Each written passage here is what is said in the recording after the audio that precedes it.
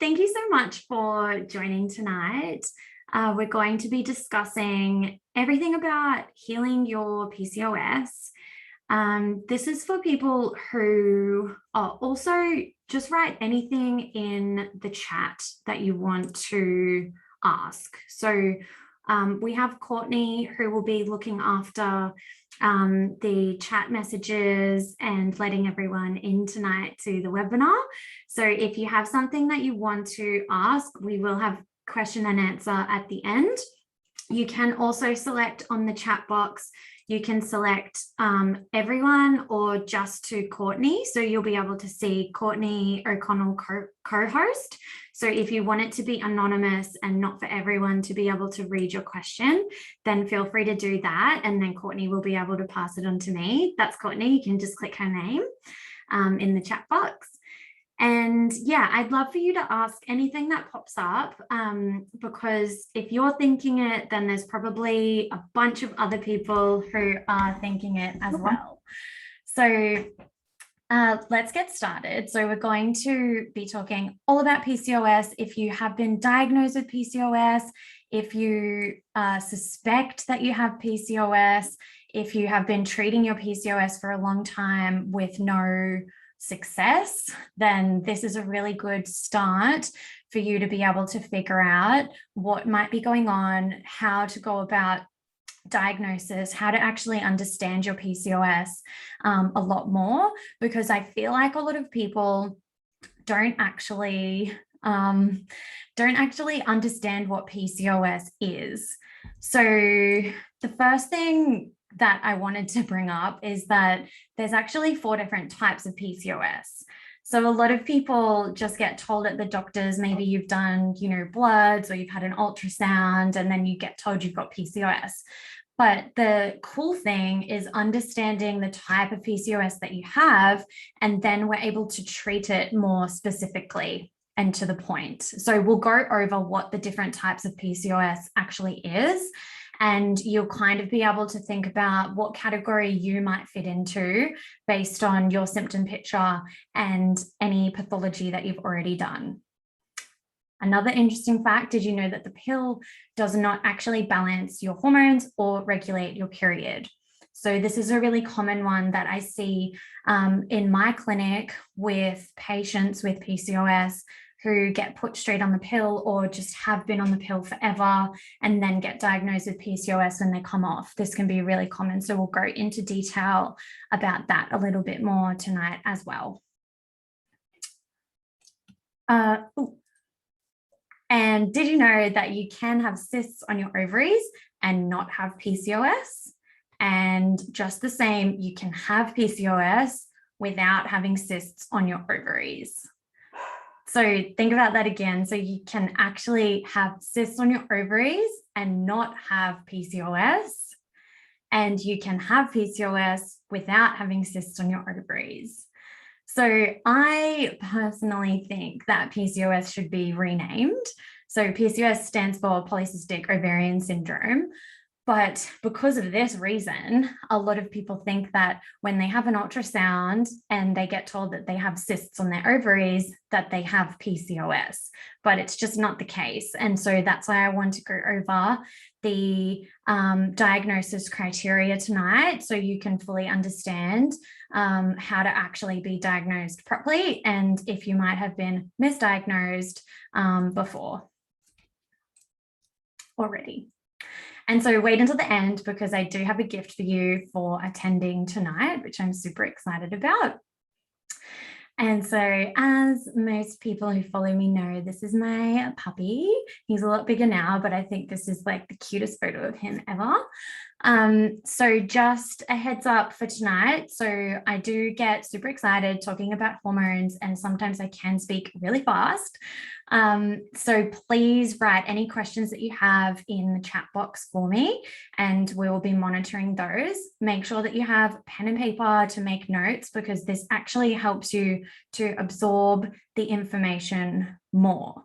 So I've actually read research that if you're just listening to someone talking, you only listen to and absorb about 10 to 20% of what the person's saying. If you're taking notes, you actually remember and absorb a lot more, about 50%. And if you ask questions, it increases exponentially after that. So think about that a little bit tonight when you're wanting to get involved and ask questions. There's no such thing as a silly question. Okay, yeah, that's Cushy, my dog. That's me and my dog again. So if you don't know me, I am a qualified naturopath and I've worked with thousands of people all over the world. I mainly specialize in helping hormonal conditions of all shapes and sizes. So anything from PCOS, endometriosis, things that don't have a label, thyroid conditions, autoimmune conditions. I think education is the best form of treatment as well. I don't want you to be seeing me as a practitioner forever. I want to be able to equip you with the right information and knowledge to be able to go on to maintenance care, to be able to thrive in your life without having to be on supplements forever.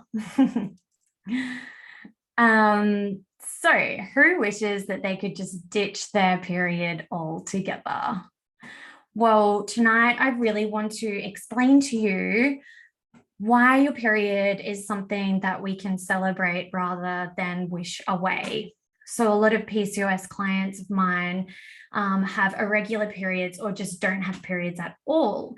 And this actually used to be me back in the day as well, but I found it convenient. So I just ignored it for a long time. So I used to get periods maybe every 3 months or so. And this was probably when I was maybe 17, 18. And I used to get periods every 3 months. And I was just like, oh, whatever, I don't really want a period any month anyway. It's kind of annoying. And until I realized like, oh, I could actually feel better in my body if I'm having a proper period and if my hormones are in check. So that's what I want to teach you tonight, about how all of these hormones can actually benefit you, rather than thinking that our cycle is something, that we hate, which is what I hear so many women like, I hate having my period. I hate having a menstrual cycle. And when you actually understand how periods and hormones can benefit you, this is how we can actually be thriving, because we can utilize these hormones to actually help us. So we're going to start with a case study, and I wanted to explain to you a little bit about one of my clients. Her alias name is going to be Becky, and she is a 27-year-old female, and she is a teacher. So these types of symptoms is what Becky came with initially. So irregular cycles, she was only getting a cycle every other month. So every second month she was getting a period. She was super fatigued, bloating, reflux. She had all acne breakouts all along her jawline and all over her back as well. She had hair falling out like crazy from her head. She was feeling low, emotional, crying before her period, feeling that PMS. Felt like something was missing from her life. She'd tried everything. She'd been to doctors, she'd been to specialists, she'd, bought all of the different special teas and stuff that you buy online. She'd tried the pill as well, made her feel crazy. And after she stopped the pill, that's really when the acne started to flare up. So she went on the pill initially to regulate her cycles, which is what a lot of people get taught. So hands up, write a yes in the chat box if you have been told that, been put on the pill to regulate your cycle. I definitely have. So many people. So I said no. Nice. So I'm going to explain to you what that actually means, and get you to understand that a little bit more soon. Because, you know, when I got put on the pill to regulate my cycle and fix my skin, this was all me when I was 15 and 16. That's what I got told, but it was awesome because it was right. Then I got a period and then my skin got better. But then, you know, a couple of years later, everything just literally went down the toilet. And has that happened to anyone? Have you been on the pill and then everything went bad? I ended up feeling super depressed, putting on weight, hair falling out, all of the above. And yeah, it wasn't a good time, but I'm sure a lot of you have been there as well. So Becky usually ate for breakfast toast and coffee, wrap for lunch, meat and veg for dinner, chocolate and biscuits for snacks. She did lots of HIIT workouts, so 45 minutes, 6 days per week. So quite a lot of exercise. And basically, you know, yeah, by now you've probably picked up on some similarities of yourself, because this is just, it's such a common thing. So think about the words that I'm saying. It's common, but it's not normal. So even if you've seen practitioners before for these types of symptoms, just because you have the label of the PCOS, it doesn't mean that it's normal. It doesn't mean that you have to put up with it. And just because it's common doesn't mean that it's normal. You should write that down, journal that, because it's a really good one to sit with when you just think that, oh, this is just me, I'm just going to have to deal with this forever. It's not the case. So what can we do about it? So we need to do some investigations. This is me with my little detective hat on. So sometimes I feel like that in my client consults, as a little detective, because that's essentially what we need to do. We need to figure out what's going on. Is it PCOS? Is it something else? And how do we treat it? Because not all PCOS is treated the same.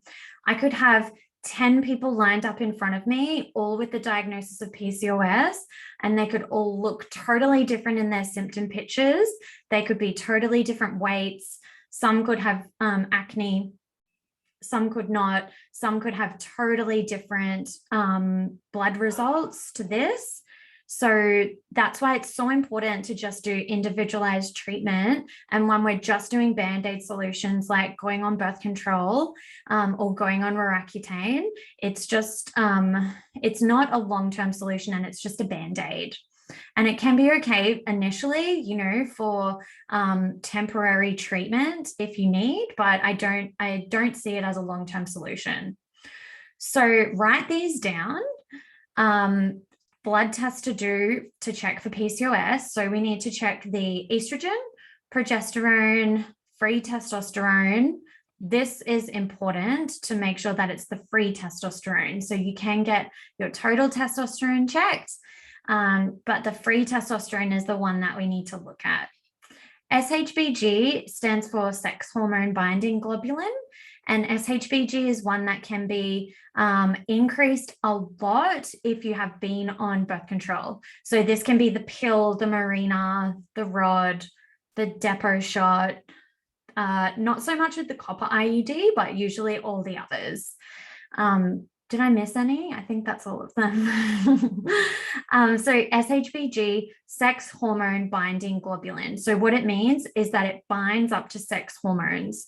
So it can bind up to any of these: estrogen, progesterone, testosterone.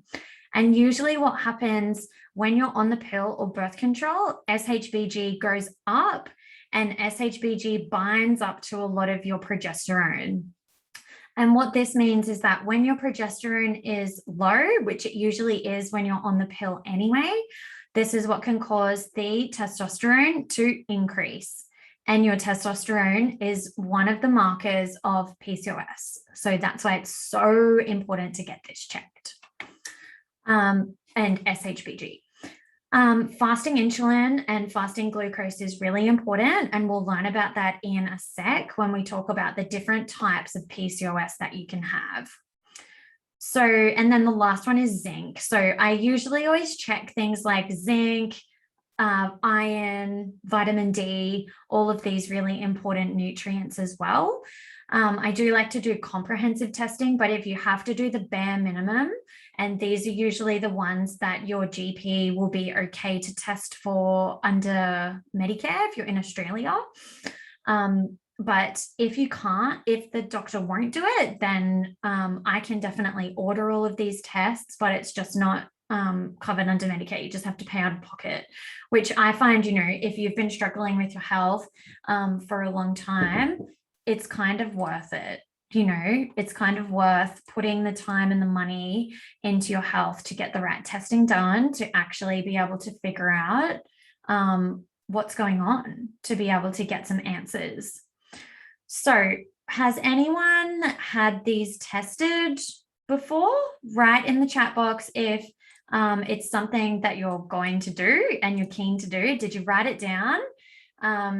Put a yes in the chat box if you're keen to get your hormones tested. I found that it was really, really life-changing when I started to get my hormones tested. Yes. Okay. Someone just sent a private yes, but no SHBG. Yeah. So it's not a very common one that the doctors test for. Neither is testosterone really, but it can be really hard to get some of these tests done through your doctor, because the thing is that it's sad to say, but a lot of the time, the only answer that the GP has is the birth control pill. Unless you have a holistic doctor who can help you with herbs and nutrients, this is usually the only option. So if you're not keen to go on any birth control, a lot of the time they won't do the testing for you. So it's really important to advocate for yourself. Yep, only told birth control. Yeah. Oh, yeah. Someone said, yeah, and some done through the GP. Okay, cool. Yeah, so it is so important to get the right information. And this is why it's so important, because when there's different types of PCOS, if you Google treatment for PCOS, it will say magnesium, zinc, Vitex, all of these, chaste tree, all of these types of herbs. But that is not the case for treatment for every type of PCOS. So if you have tried some of these treatments online before, or done typical types of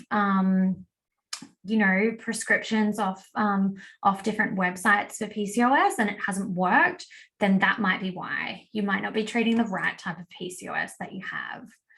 And it's also it's the same with hormones that it is about nutrients. If someone is really, really deficient in iron, for example, say they're like super, super deficient, compared to someone who is only, a little bit deficient, I'm going to be prescribing the iron very differently between those two people. So it's exactly the same with the hormones. You might have super duper elevated testosterone and SHBG, but if that's a lot different prescription than someone who just has the testosterone increase just a little bit. If you've been on the pill for 5+ years, it's going to be quite different treatment than someone who hasn't been on the pill before for treatment for PCOS, or someone who has only been on it for 6 months or so. So yes, if you can't tell, I'm a big advocate for testing your hormones. And there's lots of different ways to test hormones. So you can do blood testing, saliva testing, urine testing. There's lots of different ways.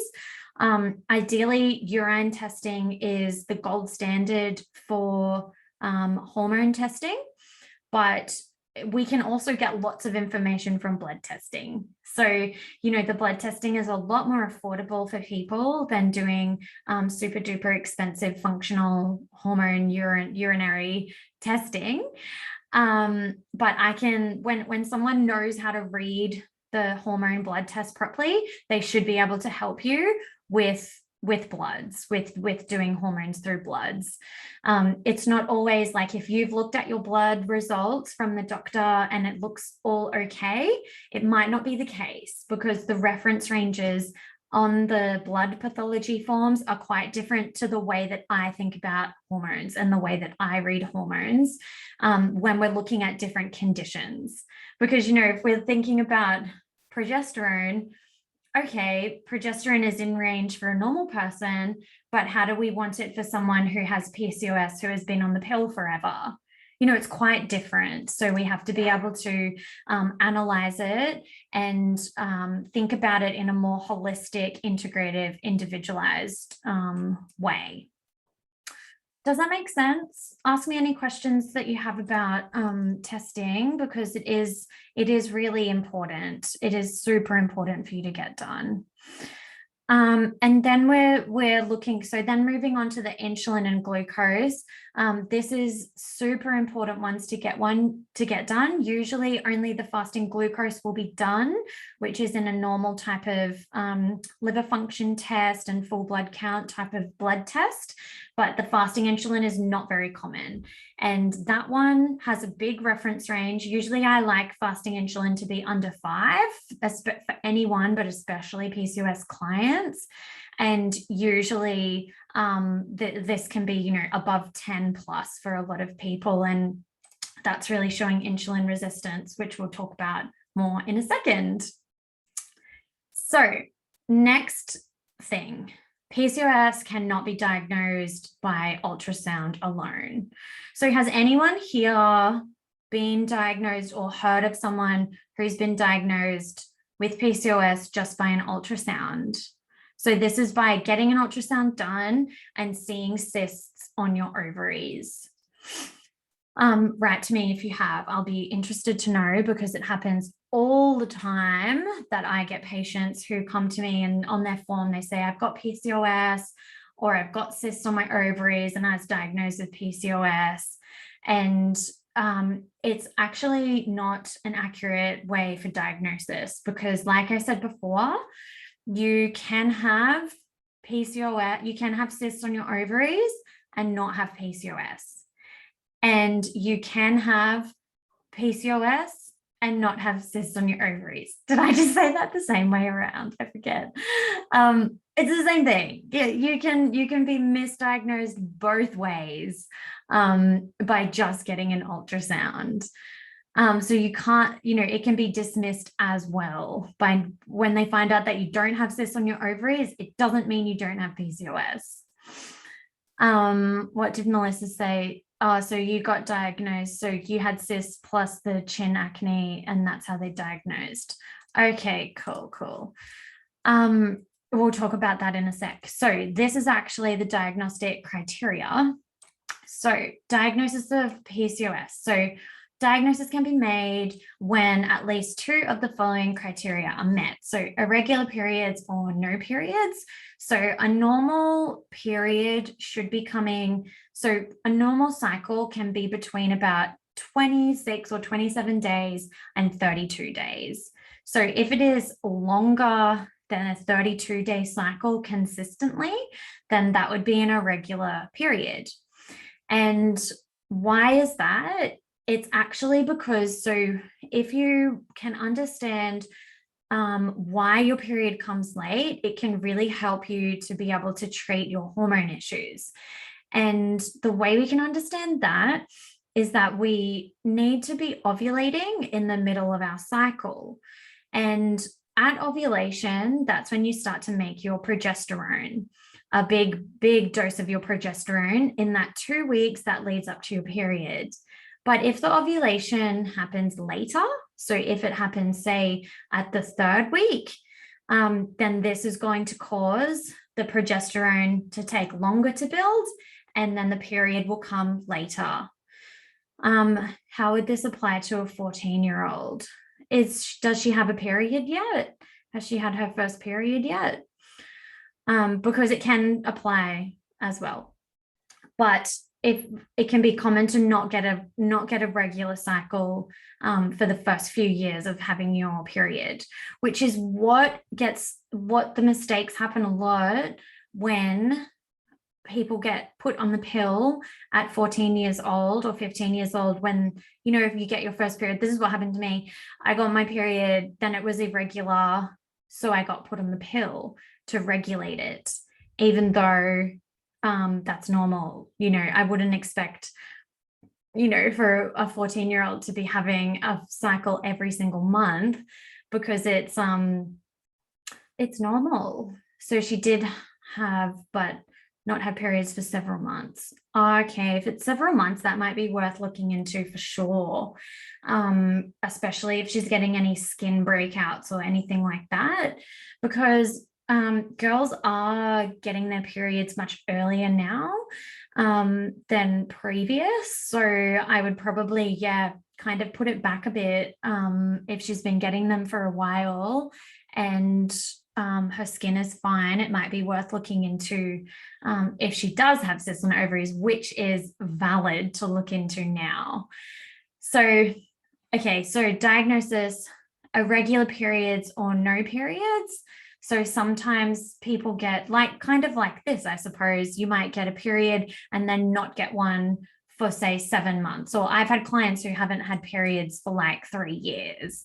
And it's kind of that similar thing that I said before about how it's convenient. If you had heavy bleeds every month and you're bleeding for 10 days and having to change your tampons every hour, you would totally go and get help, because it's actually having an impact on your quality of life. But when you're not getting a period for a long time, this is what I went through, and what a lot of my clients that I've spoken to have said, oh, well, it wasn't, it was kind of convenient, but I knew something wasn't right, but I never have got around to fixing it. Has anyone else felt like that? Right? Yes, if you have. So I don't feel so bad about ignoring my health for so long. This was way before I was a naturopath, by the way. Okay, good. Thank you, Melinda. So irregular periods or no periods. So it should be between 27 to 32 days, your cycle. Number 2 is the hyperandrogenism. You can try and say that 3 times in a row. So higher levels of androgens when higher levels of androgens are present in the blood. So this can be shown by blood test or symptoms such as excess facial hair or excess body hair growth. So this is typically found around the mustache area, around the chin and the jawline and the neck. Usually it's more darker, thick, kind of usually black hairs. It can also be on the chest. It can also be on the snail trail. It can also be thickening on the arms, on the arm hairs, and on the leg hairs, in between the thighs, can be a really common one. Some people who just naturally have darker, thicker hair, it can be a bit hard to differentiate when they're going through puberty and, when you are coming off the pill, etc. But it's something to think about if that is happening to you, which can be really common when you do come off the pill as well. But it's not normal. So it can be common, but it's not normal. But it is definitely a symptom of PCOS that can be fixed. It can be a hard one to fix because it's all the hair follicles that kind of have grown and produced and are creating all of these hormones as well. So it can be a tricky one, but it can be done. So the excess hair, body growth, body hair or facial hair, scalp hair loss. So like I said about this client of mine I was talking about, who has lost heaps of hair from her head, from her hair, and then acne. So typically this high androgen acne is usually around the chin and the jawline and the back. So remember, the high levels of androgens are like the family of testosterone. So the ones that I said before, those free testosterone, SHBG, they are in the category of androgens. And so is one other hormone that we will talk about that can be tested as well. Number 3 is the polycystic ovaries. So polycystic ovaries are visible on an ultrasound, but what it actually means, we have to be specific with this, is that there's more than 20 follicles that are visible on one or both of the ovaries, or the size of one or both of the ovaries is increased. So this is super important because it is normal to have follicles on your ovaries, but when there is more than 20 that are visible on one or both, then that can be classified as in the category of the polycystic, contributing to the polycystic ovarian syndrome. So this is super important. If you have been diagnosed, if you have had an ultrasound and you have been told that you have the polycystic ovaries and you've got follicles on your ovaries, have a read, try and get copies of the results of the ultrasound and either bring them to me or your practitioner, and make sure that it fits into this category, because in the ultrasound there will be this information. You just need to know how to read it properly to be able to figure it all out.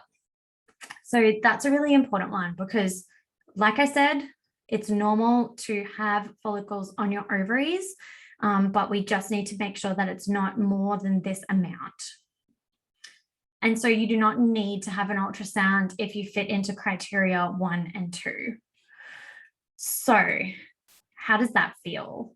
Put a yes in the box if that gives you a bit of guidance and if you learned something there, because this is pretty big. A lot of people have no idea about the diagnosis criteria of PCOS, and this can be really life-changing to be able to understand what's actually happening with your hormones and be able to figure out, do I have this, or have I been misdiagnosed, or has it been completely missed and I do have this? I hope it helps. So the most common mainstream medical treatment for PCOS is the birth control pill. So let me tell you why this is not the right treatment. And this is mainly because it's just a Band-Aid treatment. So when we take the pill, it is shutting off your ovulation. You are not actually cycling at all. The synthetic type of progesterone in there is called progestin. It's not the same as progesterone, which is the beautiful hormone that we produce from ovulation that makes us feel cool, calm, and collected, and sexy, and happy, and sleep well, and all of this. The progestin in the pill can sometimes do the opposite of all of those things, which if you've been on birth control pill, maybe you have experienced that as well. I sure did. I appreciate that birth control pill has helped women's rights and women's empowerment and all of the above. But I just think that it is totally overprescribed and used in situations that it should not be. That is my professional opinion about it, from seeing thousands of women who have gone through huge problems because of it, and myself as well. So what this actually does, it shuts off your whole ovulation, and this is the same as the Mirena. It does a lot of these things too. The Mirena has the synthetic progesterone as well, and so does the Depo shot.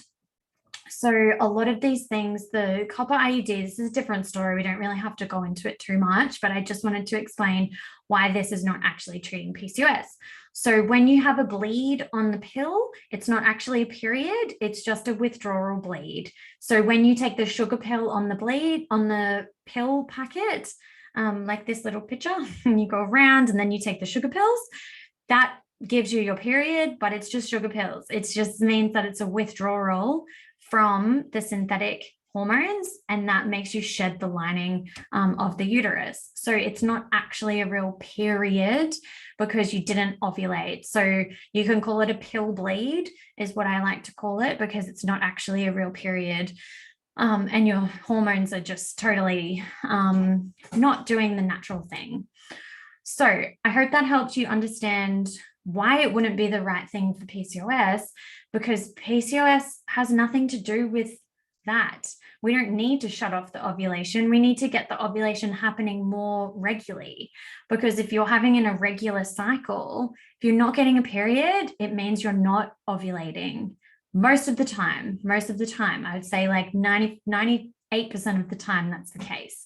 So if you are not getting a period, it means that you're not ovulating, which is what we really need to get happening, because that is when we make all of the progesterone, which helps your skin, it helps your mood, it helps your sleep, it helps your libido, all of the above. Does that make sense? Put a yes in the comments, please, if it makes sense. I'd love to know that everyone is keeping up. Oh, hi, Gemma. Lovely to see you. Oh, hey, Jess. Everyone's here. Oh, thank you. Cool. I'm so glad that makes sense. Awesome. Julie, just got off birth control. It's good to know it was the right decision. Cool. How long were you on it for, Julie? And was it the pill? You're on it for 6 months. Okay, cool. That's easy. You'll be able to turn that around quickly and start ovulating again. But it can be, let me just go back so we're not getting distracted. But it can be, it can take a while. So after you come off the pill, it can take even up to 6 months to a year to have a cycle back again. So if you're not doing anything at all, if you're using herbs and nutrients to start to stimulate the ovulation, it's usually a lot faster than that. But because you're only on it for 6 months, I would say it will be a lot easier for you. But yeah, reach out, or I've got lots of info on my Instagram or on my website as well about these types of things. So feel free to have a little look skis. Now we're going to talk about, I think, one of the most important parts about understanding your PCOS, which is the 4 different types of PCOS. So did anyone know this? I'd be interested to know if you knew that there was different types of PCOS. Type yes or no if you knew, or if you didn't know. Cool. Some people did. Awesome. Some people didn't. So cool. Okay, so we're going to go through. Does anyone know what type of PCOS they have? And if you'd be keen to share, it's always nice. But I would like for you to pay attention to these different types of PCOS and see if you have any ideas about which one you might have if you have been diagnosed. Or if you suspect it, you'll be able to figure it out, and then I can confirm it for you later. So first one is insulin resistance PCOS. 80% of women with PCOS are in this category. High insulin is what can cause high androgens. So remember the diagnostic criteria, high androgens here. So high androgens, and the high androgens is what drives the PCOS symptoms. So the good news is that insulin resistance can be reversed through lifestyle changes, particularly diet, because insulin is to do with how your body is managing insulin and glucose. So this is why diet is such a huge part of PCOS. I've treated clients purely through diet for PCOS with no supplements, no herbs, anything. So it totally can be done. It just depends how fast you want to treat it. I saw someone wrote direct message. What did that person say? How long does it take if the nutrition and activity regime is fixed and changed? Yeah, so we'll talk about how long it will take. because it depends if you're also doing herbal medicine at the same time. So if you're just doing through lifestyle and diet changes, I would say you'd need to be doing that for at least 6 months to see some good changes on the hormone results, and to get the cycle regulated and to get your ovulation happening, because that's the main point. The main event of your menstrual cycle is the ovulation, even though it's usually the period that causes all the problems. So this can definitely be fixed, but the insulin resistance, this is why we need to look at the fasting insulin levels and the fasting glucose. So the fasting insulin should be under 5. In terms of Australian pathology reference ranges, I like the insulin to be under 5 for healthy insulin resistant. So if it's above 5, that means that your body is not managing it properly. And so that means we need to manage the glucose and the carbohydrates that are going in. So how we do this is to increase fats and proteins in the diet and to utilize certain things that can modulate the insulin glucose. Specifically, things like cinnamon can be really helpful. Cinnamon, turmeric, all of those beautiful herbs, but cinnamon in particular. Using nutrients like magnesium, chromium, zinc can also be really helpful. So this is the most common one, but you can be in more than one category. These are the 2 most common ones, is the insulin resistant PCOS and post-pill PCOS. So post-pill PCOS, coming off the pill, your body can go through withdrawal process in which you might experience an elevation of androgens, being the testosterone and SHBG. So the levels of the SHBG usually, off the top of my head, I think it's between like 15 and 115 that SHBG can be, but I've seen it up above 200 for some of my clients who have come off the pill or have PCOS. So it can get really high, but even if it's at 130 and the highest range is 115, I think that that's way too high. And so this can definitely be increasing other types of testosterone, which is what contributes to the PCOS umbrella term. So yeah, this can commonly cause post-pill acne as well. I do have an article on my website about post-pill acne, I think. Did I, Courtney? I don't remember. Post-pill acne. So this is something, oh, not yet. Okay. Okay, cool. So this is really common, post-pill acne. I think there's posts on Instagram anyway about it, but this is something that goes hand in hand, the post-pill PCOS and the post-pill acne. So that's something to be aware of, that if you are getting the acne post-pill, it might actually be because of the androgens. So don't think that it's just because of the oils being imbalanced after the pill, which is what causes the post-pill acne, but it can be because of the androgens. How long do post-pill symptoms take? Usually you see the peak of it at 6 months after the pill, but it can keep happening. So if you get post-pill acne at the 6 months after stopping the pill, it can keep going for like 1.5 years after that as well, before it goes away, if it does. So it usually doesn't take years to kind of start. Usually will start a few months or 6 months after stopping the pill, but you can check that by looking at your SHBG. So that's the main one that will be increased post-pill. The third type of PCOS is adrenal PCOS.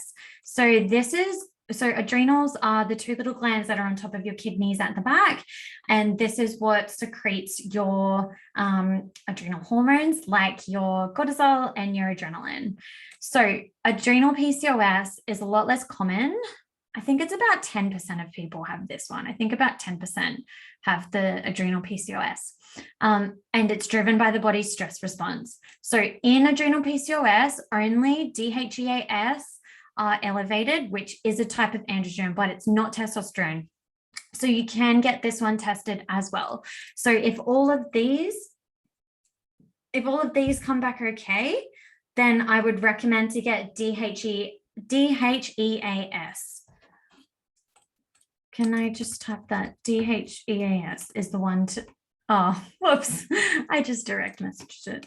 DHEAS is the one to get to check for adrenal PCOS. So if you have been through big stressful event, if it's been low grade stress for a long time, which is what I was thinking of when I was treating this client, because she's a teacher. This is the main reason. The main careers that I have in my clients are teachers and nurses. Those are the top clients that I have, the top careers of my clients, the highest percentage. And I think because of the stress factor that goes along in those types of jobs, it can be really common for that to really affect the hormones. Oh, you're a nurse. You're a nurse. I didn't say your name, sorry.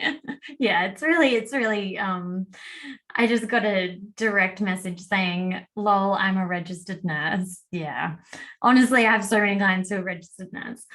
And it's cool because, you know a lot about the body and pathology and all of the above. But, you see your patients in the hospitals or wherever you work who are on like 1,000 million medications and still not well. And that's the story I get from a lot of nurses. Shift work doesn't help. We've got a teacher as well. So good. So definitely thinking about your stress levels and your DHEAS is a big one. So that's one more to add to your list of things to check for. The last one is inflammatory PCOS. So inflammatory markers are generally elevated in PCOS because inflammation is one way to help with insulin resistance. So remember, your body is always trying to protect you and always trying to do the right thing. So when the insulin is imbalanced, your body is trying to protect it. So it starts to create inflammation because inflammation is like a barrier. It's like having a little bubble around you. It's why a lot of people get, it's like when you roll your ankle and your ankle gets inflamed. It's actually a protection. We don't want to actually reduce that too quickly, because it's when all of the, new blood cells come in, all of that fluid comes there to protect that area. So it's the same as this. So inflammation can be a driver of PCOS independently of insulin resistance.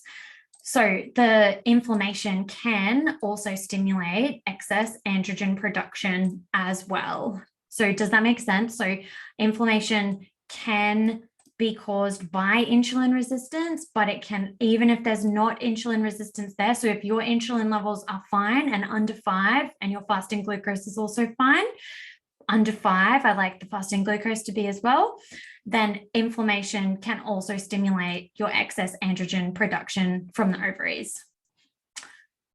I feel like I need to have a slow motion on some of the way that I speak sometimes. Is it true that most of PCOS are actually some sort of mixture of these 4 types? Yeah, yes, I think so. So usually there's some type of, 80% is usually insulin resistance, but because this can be triggered by any of these, inflammatory, adrenal, and post-pill, I think that it can be a mixture definitely. So it's not that you need to just be one of these for me to be able to treat it, but we need to know if you don't tell me that you've just come off the pill, I'll be missing a whole part of the puzzle. If you don't tell me that you've gone through a really traumatic event 3 years ago that could be affecting this, then we could be missing this whole part of the picture. Does that make sense? So it's kind of like a little puzzle piece. It's not so much that one symptom, one tablet, one symptom, one tablet, which is very mainstream medical. It's like putting together the little puzzle piece, the little puzzle pieces. So hope that answers that question. So back to Becky, the case study that I wanted to show you. So her results was the high testosterone, high insulin, high fasting glucose, low progesterone, low zinc, low iron. So I put her into the category of insulin resistant PCOS with post-pill acne, because when she came off the pill, that's when she got the post-pill acne. And that's, she could have had the PCOS beforehand as well, but there's certain things that we need to do for the high testosterone and the high insulin resistance. So there also was high SHBG, but I just didn't write that in there. So what we need to do for her is to manage these types of imbalances. So I used herbs and nutrients that are specific for reducing estrogen, balancing progesterone, managing the adrenals, because she's a teacher. Every teacher should have adrenal support. It should be like handed out with your degree, like the nurses. And herbs and nutrients for reducing the testosterone as well.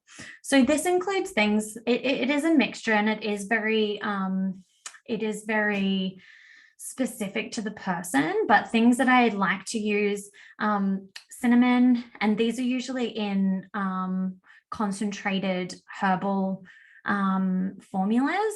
So cinnamon, licorice, peppermint, peony is a beautiful one. Then I use combinations of inositol, is seriously a game changer for PCOS.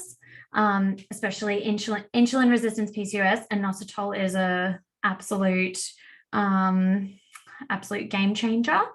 Magnesium, zinc, and iron, because she's low in iron. So it's important to have the right forms of iron. Don't be taking like multifer or ferrograd. It's just not the right forms. No zinc oxide. Always look at your forms of the nutrients. Like, you can be taking these nutrients for years and not be getting any results because you're not taking the right forms. Removing dairy, removing refined sugars. There's lots of research about why removing dairy is so important for managing PCOS and insulin resistance. Increasing nutrient dense food. So it's not always about what you eat, but it's about how you cook it and how you eat it. So mainly thinking about eating mindfully, doing some nostril breathing, doing meditation, doing breathing around eating your food, not eating in front of the TV, all of this, so important.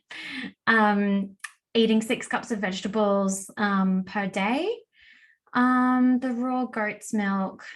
Well, the goat's milk has less types of milk proteins that are inflammatory.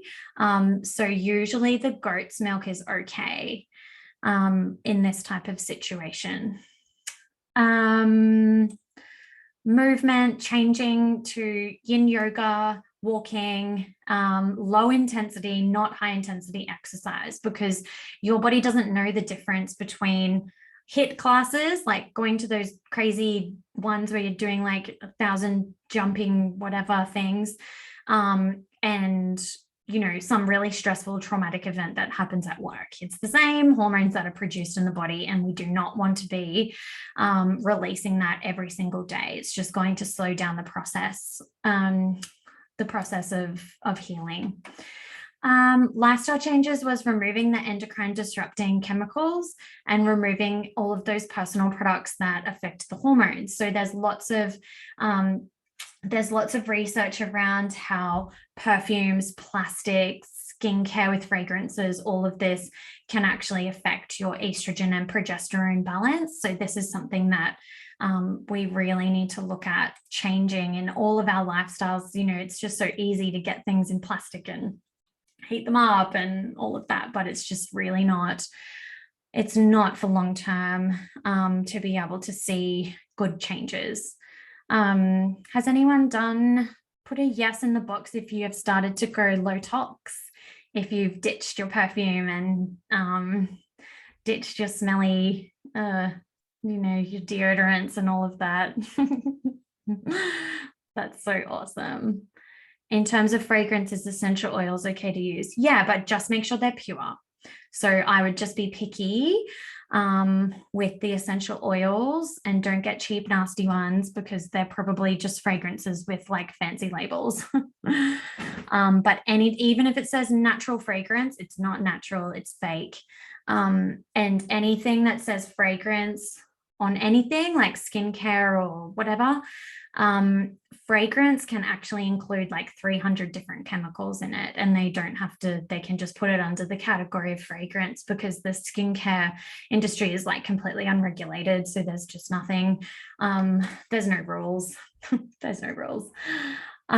Ditch the perfumes. If you're putting the perfume on here, which is around your most sensitive gland, your thyroid, it's got to go. It's got to go. Cool. I did like a video on perfumes on my Instagram once, and I had to borrow like a friend's perfume, my neighbor's, because I didn't have any to do the video with.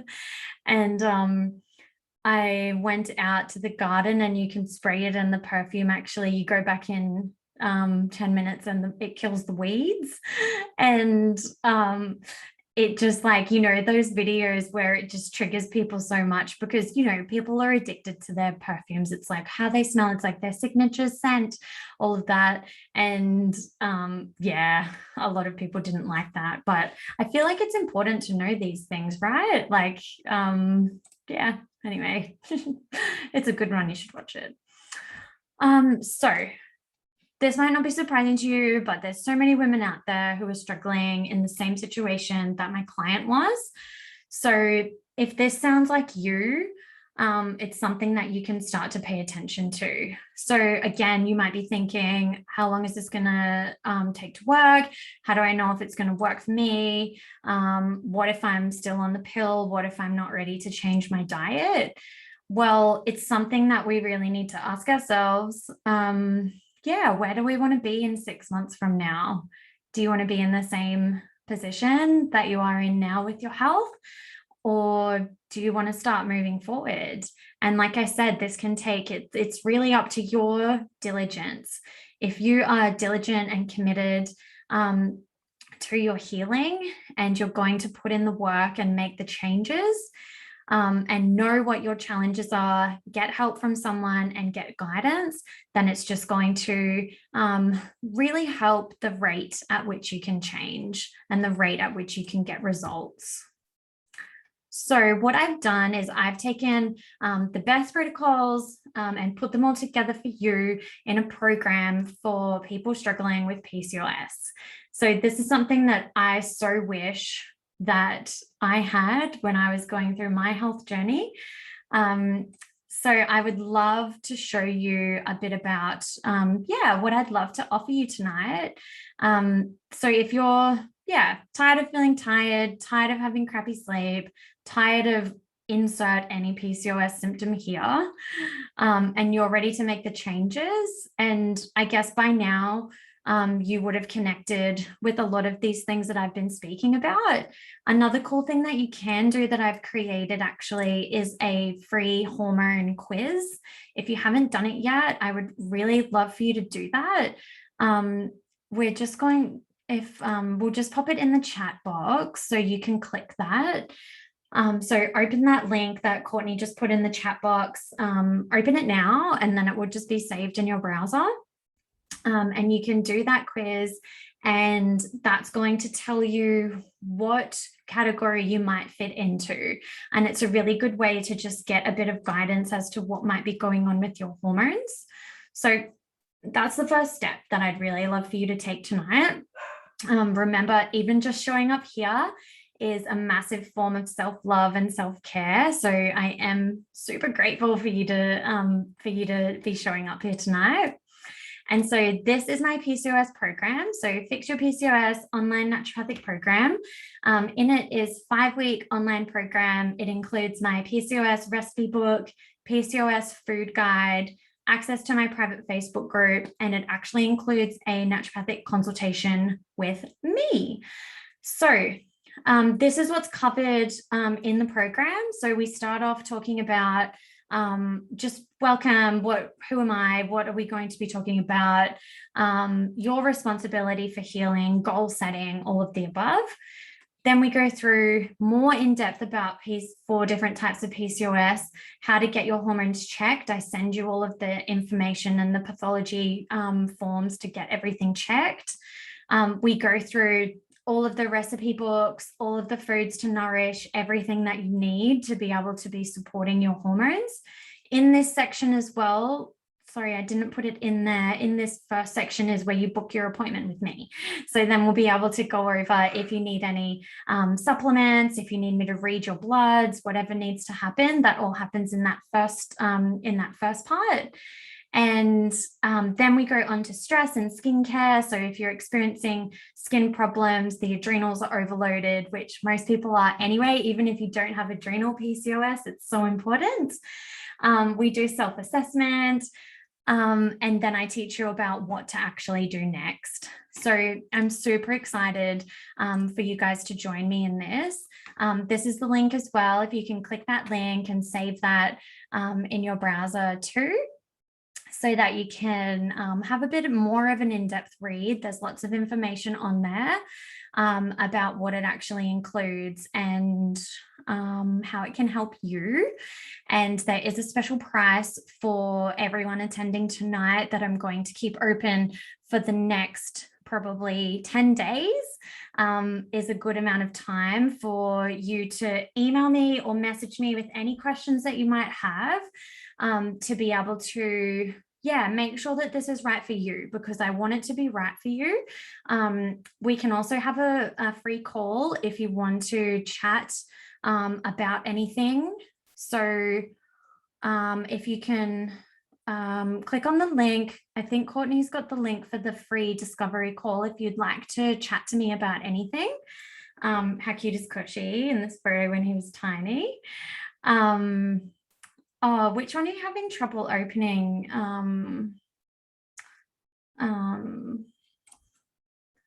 Let me just see if I can get the link. So if you, oh, there we go. That might be the right link now. If that one works for you. That one should work. I think it's working. Let me know if that's working. So yeah, if you want to book a free discovery call, I would love to talk to you about how I can help you if the program is right for you, and then we can get everything happening.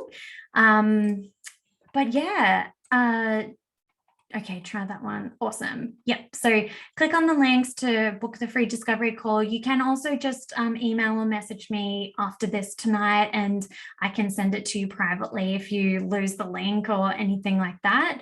It's also all over my website and my Instagram too.